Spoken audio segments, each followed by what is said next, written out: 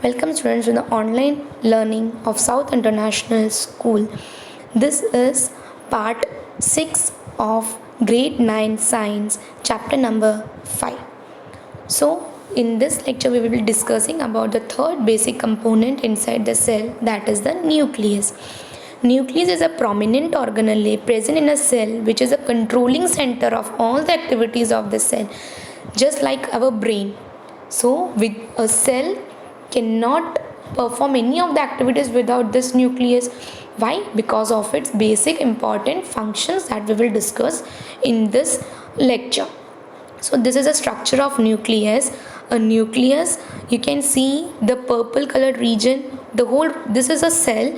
Inside that region you can see a dark purple colored region, that is the nucleus. Okay, and inside that nucleus you can see further darker region of purple darker region, that is a nucleolus. So we will learn what is the function of nucleus and nucleolus. The structure of nucleus. The nucleus has a nuclear membrane which covers it all around. Okay, so nucleus is present inside the cell. So how can we prevent it from mixing it from the other organelles present inside the cell? With the help of a membrane. Okay, plasma membrane was the outer covering of the cell. Same way, the outer covering of the nucleus is known as a nuclear membrane. Why does it need an outer covering?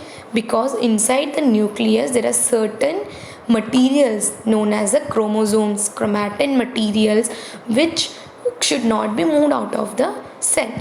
There are pores present on the nuclear membrane that allows movement of substances in and out of the nucleus. What are the materials that move from the nucleus? The materials that move from the nucleus are the genes. Have you heard of DNA? Deoxyribonucleic acid. What is DNA? With the help of DNA we can detect. You would have only heard of DNA, like for DNA testing means that if we can detect the DNA and we can see whether we belong, whether we are siblings or not, who are our parents, from which, what is our origin, we can all detect with the help of this DNA testing. So this DNA is present inside the nucleus, and who helps the DNA to be transported? These genes help the DNA to be transported. There are chromosomes, that is rod shaped. The chromosomes are generally egg-shaped structures that are present inside the nucleus, which contain the genetic information. This you have already learned in your grade 8 also. Chromosomes, there are 23 pairs of chromosomes in our body. The 22 pairs of chromosomes are same, but the 23rd pair of chromosomes are known as the X chromosomes. Okay, so in this, so here we will be discussing about the functions of this nucleus, functions of the chromosomes. The chromosomes contains two types of things, that is DNA and proteins. What is DNA? DNA is responsible for organizing and constructing a new cell. Okay, we are made up of many cells. So when we are dividing, when the cells in our body are dividing, what is dividing? How we are born? We are born from just a single cell. You learnt about the reproduction in human beings last year. What happens when the male gamete and a female gamete fuses? It forms a zygote. What is zygote? Zygote is a cell. Okay, so when a zygote is formed, the DNA is copied inside the cell. So DNA copying means the DNA is present inside the nucleus. So in the zygote you have a nucleus. Inside the nucleus you have a DNA, with the help of which the certain characteristics of or functions in our body are further being made. Next is the proteins. These help in packaging and condensation of the DNA. DNA is made up of proteins. What are proteins made up of? Proteins are made up of amino acids. There are many amino acids inside the proteins. Now you would have seen a purple colored region inside the nucleus. Okay, inside the nucleus there was a thread-like structures, just like worms. The thread-like structures are known as chromatin. Chromatin is a thread-like structure present in the nucleus. The chromatin organizes itself into chromosomes whenever the cell is about to divide. So generally inside the nucleus This chromatin material is present, that is the thread-like structures. When they undergo the process of division, they convert into chromosomes. Now you can see the structure of chromosomes also. So the yellow colored region, just like a noodles, okay, it is chromatin, thread-like structures. You can see the nuclear pore, the outer region of the nuclear membrane. There is pores from where the chromatin material will be moving out of the nucleus. Now this is one structure of the second figure, is one structure of the chromatin material.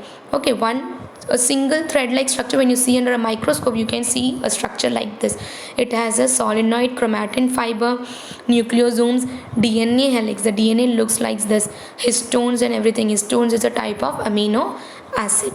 Now next is the chromosome structure of a chromosomes. You can see a centromere. Centromere is the middle structure. In the between the X-shaped structure, you can see a circular region, that is a centromere.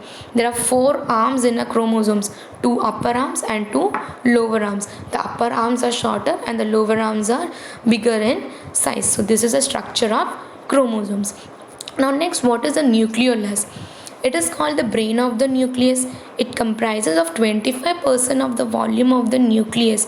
The nucleus में जितना region है उसका 25% part is covered by the nucleolus only. It consists of proteins and RNA. RNA is ribonucleic acid. It helps in the formation of ribosomes. Ribosomes is also a organelle present inside the cell. It is present inside the cell, it is not present inside the nucleus, which help in the formation of protein inside the cell. Okay, the cell needs protein. Where it is needed protein? To make the plasma membrane. Okay, the plasma membrane needs protein. Okay, plasma membrane में क्या होता है? Proteins, lipids and carbohydrates. So proteins is synthesized by the ribosomes.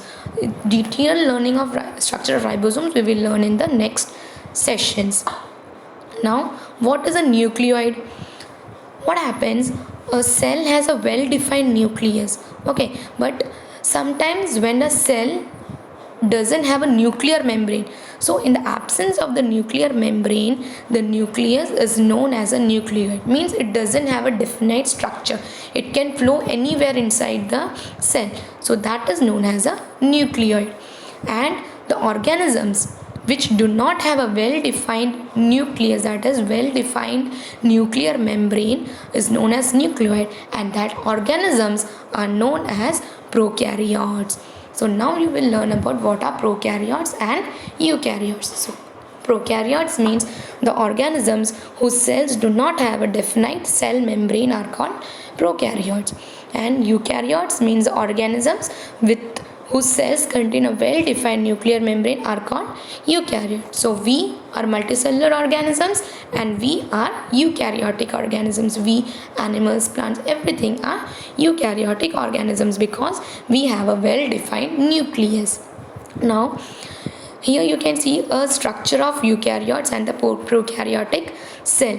It is somewhat similar only. See, you can see the nucleolus. Nucleus is well defined. It has a nuclear membrane, and the nucleoid doesn't have a nuclear membrane, but it has a cell membrane. It has mitochondria. It has ribosomes. Everything inside the cell. So here we complete. This section of nucleus. Thank you.